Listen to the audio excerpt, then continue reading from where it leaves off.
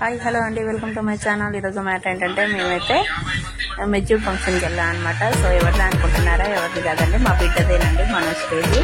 Manasri mature function అనమాట. So haldi function జరుగుతుంది.